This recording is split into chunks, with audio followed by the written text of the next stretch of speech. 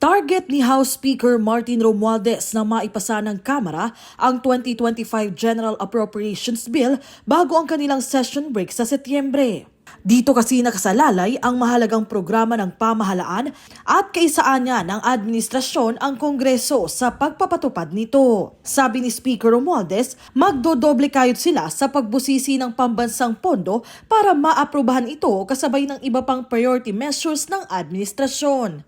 Ganito rin ang pangako ni House Committee on Appropriations Chair Elizalde Co. Anya, mananaig ang transparency at accountability sa kanilang pagtalakay sa pambansang pondo at titiyakin nila na ang ipapasa nilang 2025 GAB tunay na tutugon sa pangailangan ng mga Pilipino.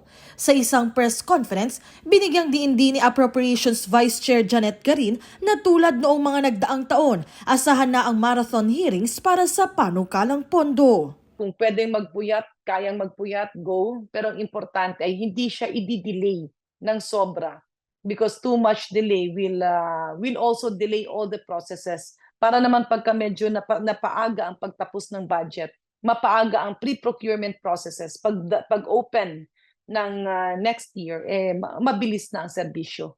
Sa panig naman ng Makabayan Bloc, inilatag nila ang mga ahensya at programang lubos nilang tututukan para mabigyan ng sapat na pondo. Pangunahin sa amin yung DA, DAR, no, dahil ito yung budget na magbibigay ng tulong sa ating mga magsasaka at magbibigay ng lupa sa ating mga magsasaka. So yung DA, DAR, at syempre yung DepEd, yung DOH, yung housing.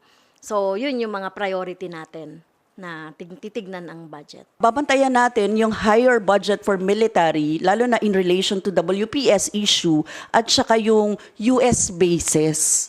Babantayan po natin yan kasi ang nakataya po dyan ay soberanya natin. Lalas Moras para sa Bayan.